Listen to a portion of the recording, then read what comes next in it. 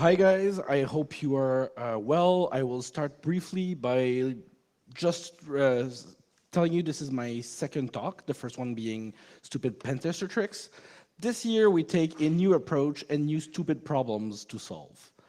Um, the intent being behind most pentest and red team engagements I have is if it's stupid and it works, then it's not stupid. Because in this room, there are plenty of people who are super elite, who know about assembly and do really hardcore stuff. I'm not one of those guys. All I do is I cheat. So I just want to share with you some stupid tricks that I use that really work. In fact, it's like teaching old pen testers new tricks. That's really my approach. It's new approach on things really stupid. So I hope that after this presentation, you guys have confidence to try new red teaming tricks.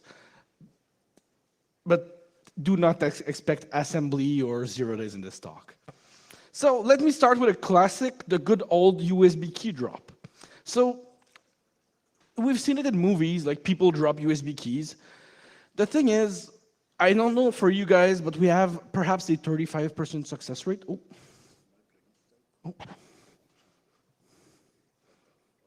Oh, it's flickering. All right.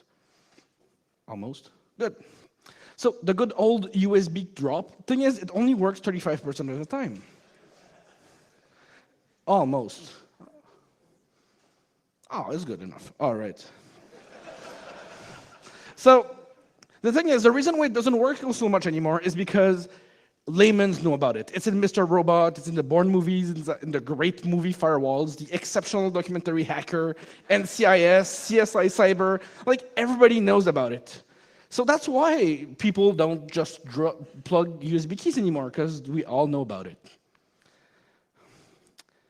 I changed this completely. I found this awesome new technique, brand new 0 day. Instead of dropping USB keys, I drop keys with a USB. And I swear, it's a whole different game. We do post-infection interviews, and all people are like, this is totally different. I was trained about not plugging USB keys, but this is an entire different thing. And it works really well. Now, I know some of you are telling me, well, you know, last year I talked about keys, and people all wondered how I got keys. So this year I purchased 20 kilos of keys for you that a volunteer will walk around with. So you can buy it by the pound on eBay, so don't worry about it. So please take as much as you'd like. So while you are getting keys, the reason you need to know is this. Do you know who this guy is? This guy is the patron saint of pen testers. This guy is called Milgram. He's a guy doing psychological studies in the United States in the 50s on two really cool subjects, authorities and influence. And this guy found out that depending on the context, you can have people do pretty much all what you want. What he did is he sent a letter to himself, and he said either friends of the Nazi Party, my very sick grandmother, or the AAA, and he looked about how many cards he got back. And turns out, if you got a sympathetic link with the person, then you get more people to do what you want. In this case, plug the USB keys. So last year, for some people who were there were some talks about Disney-branded keys. Well, it turns out that if you have a babyface keychain or a Disney-branded Disney-branded key, it works so much better because no pen tester would do this, right? So one more thing, you can also target who will plug it in. So you can also purchase hundreds and hundreds of RSA tokens. And why you can purchase hundreds and hundreds of RSA tokens is because when people find keys, you want the sysadmin to plug those keys. So if you have a VPN token, people will simply go to the IT department and say, hey, look, by the way, did you drop those keys? And they will plug it in. Now, I know what you're going to say. Yeah, but who buys hundreds and hundreds of RSA tokens? Turns out I did, and there would be a volunteer sharing the USB.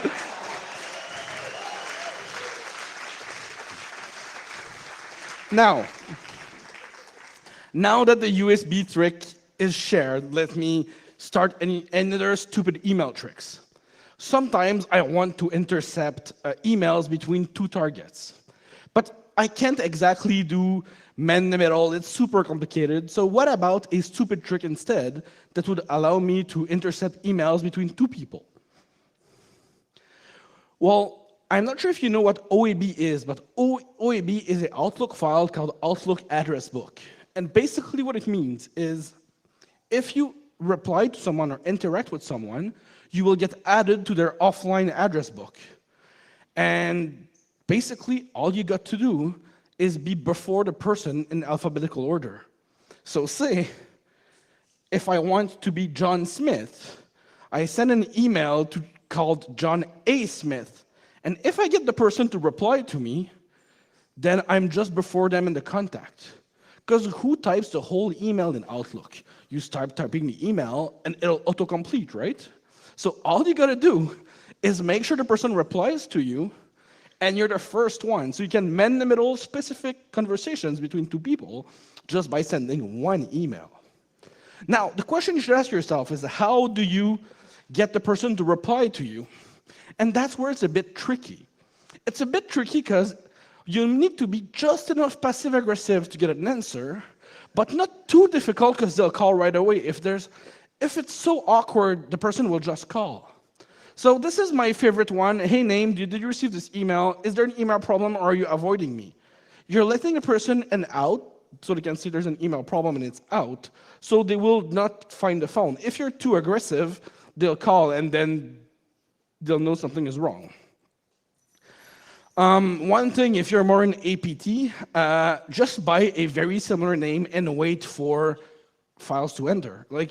I've seen some campaigns where they buy a very similar name, like they add one more L at the last of the name or one S, and they just wait for typos and they just grab the files they send, and that's it. So basically, emails are not that difficult most of the time. Now, in the past, I've also done alarm systems. Alarms, I'm going super fast because I want to make sure you guys get all the content I can give you in 30 minutes. And alarm systems, I see most people struggle a lot with it. People struggle a lot because we take the problem differently. We're all trying to sabotage the system, to bypass the system while it's on. But most of your organizations, the alarm systems are off at least half of the day when clients are in. So how about instead of bypassing the system and using special radios and decoding and keys and difficult stuff, how about you just buy PAM? So I'm not sure if you know what PAM is. It's like grease, and it is wonderful to bypass pretty much every movement detector. Spray PAM, one light spray, will totally block any movement detector, and you're done. Now let me ask you, how many people clean their movement detector before they leave? I think the answer is next to none.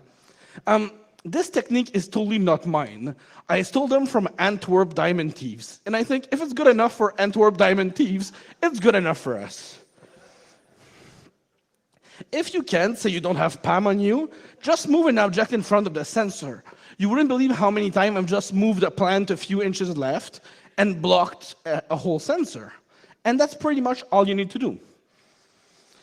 Now you've bypassed, you're already a ninja. You've bypassed already all the movement detectors, but you still have doors. Now most of the door systems are super simple and can be bypassed with magnets. But the trick you ask yourself is, how do I know if the system has an alarm, and how do I detect where to shim? Because that's how you bypass that kind of system. The trick is called magnetic viewing film. This is magnetic viewing film. This is a magnet. So the moment it's next to a magnetic field, it'll show up. So you just put this next to the door, and you'll know immediately where to put your shim. So you don't need to carry fancy electronic equipment. You don't need to carry anything else. All you gotta do is carry this around. No batteries required, nothing, costs $5 over eBay, and that's it. You know exactly where the alarm system is, how to bypass it. just with a simple film. Now, in the movies, we know one very important part in any heist is obtaining blueprints. It's a super important part in any heist. Now, I'm not sure if you've tried to get blueprints in a heist, but it's not, you can't just call the city and say, hey, by the way, do you have the blueprints for that vault? People don't usually give you this. So how you do it? Well, turns out there's a company called Emporis that buys pretty much every plans they can in Canada and United States. So for $15, you get pretty much any blueprints you want. It's a building research company, and it's really awesome. So I guess they don't show that part in the movie, but it's pretty much like in the movies. You call, you download the thing, there's techno music. It's really cool. Moving to the next subject. Command and control. So for people who are not a bit into malware, CNC or command and control is how your malware interacts with you, how you give it order. The problem is when you're doing red team, having your CNC detected is a problem, because if it's found, then your campaign is pretty much over. So let me give you a few tricks that I found useful that are pretty stupid. My favorite one is if you can host your CNC on your server of your victim's server. So it turns out there are quite a few places where you can put data and it'll stay there.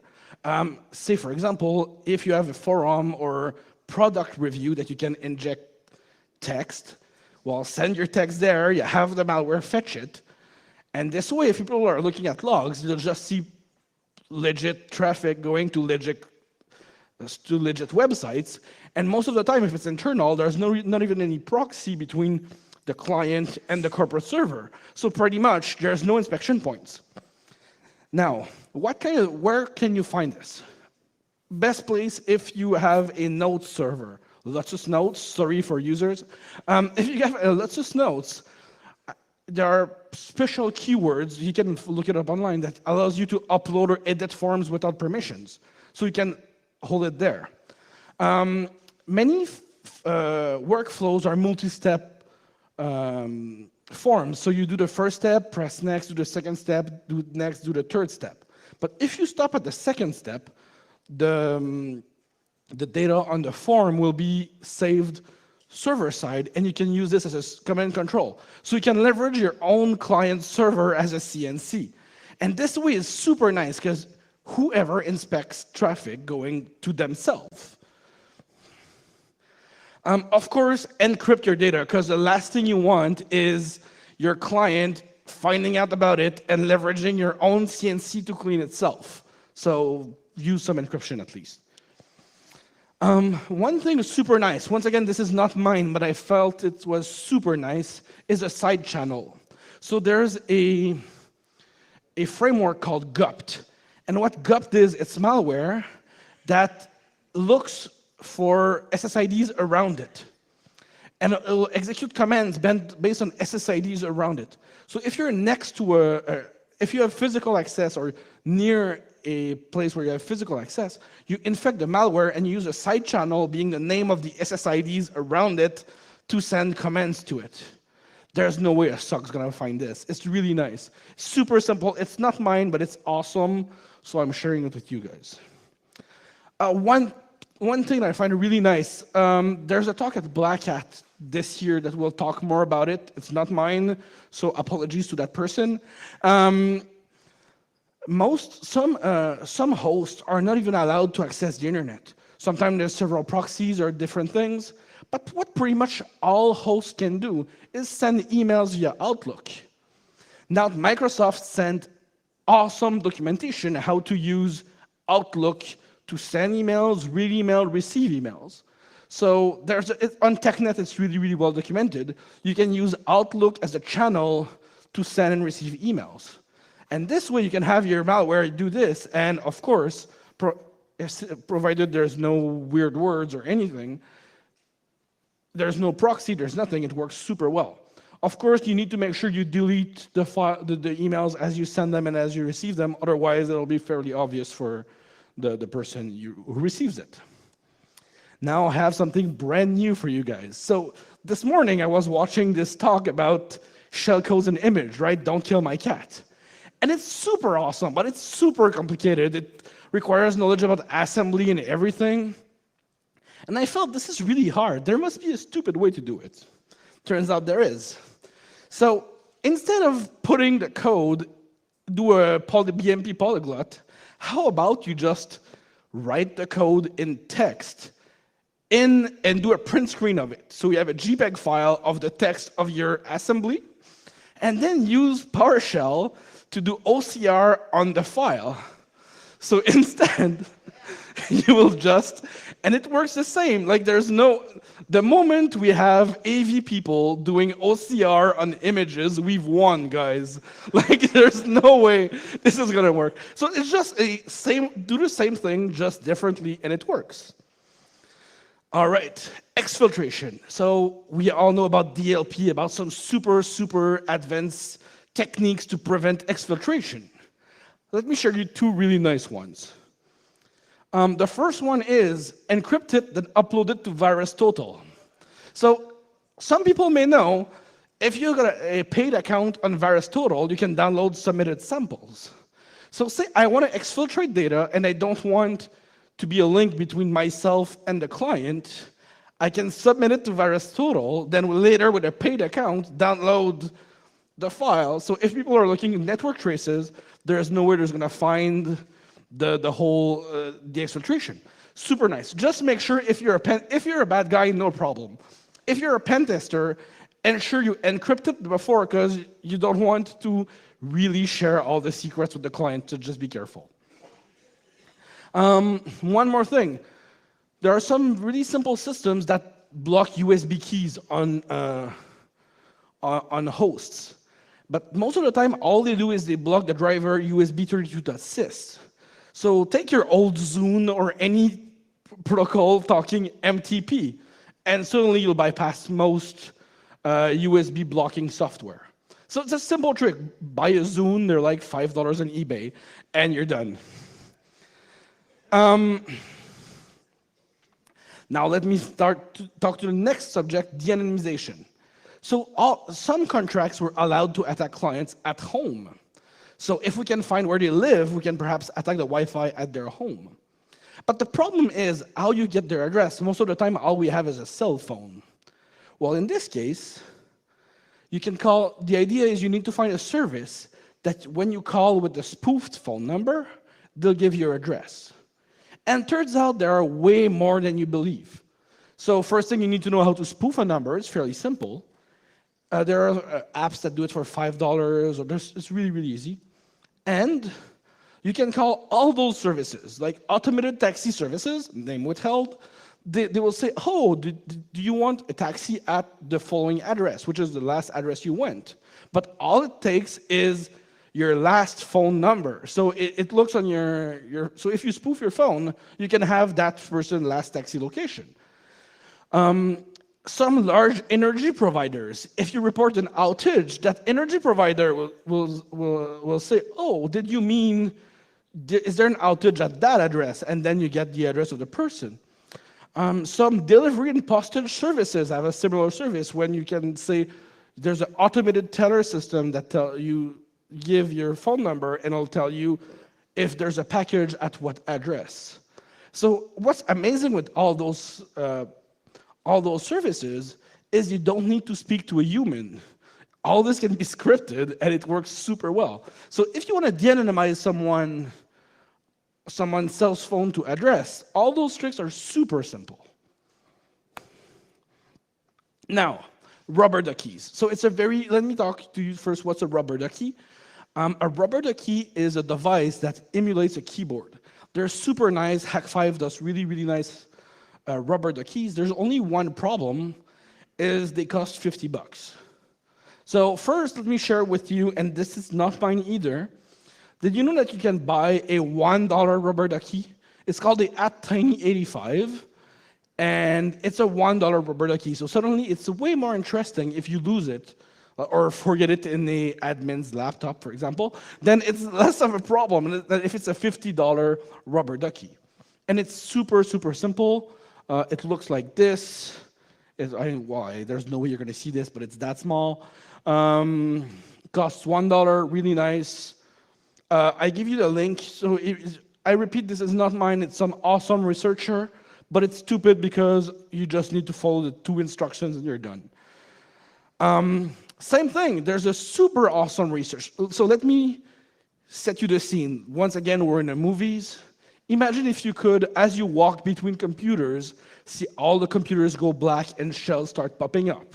That would be really nice, right? Well, it turns out it's totally possible. There's a really cool attack tool that can hijack keys in wireless keyboard and mice. And it was a talk at Blackout last year, super simple, and now there's tool available for it. So imagine you walk around, no physical access except a window, and if people have wireless keyboard and mice, you can inject keystrokes such as Windows R PowerShell minus NOP something something something wirelessly into keyboards just as you walk around. It's super nice. You need to look it up. And that's it, guys. I was super fast. Do you have any questions?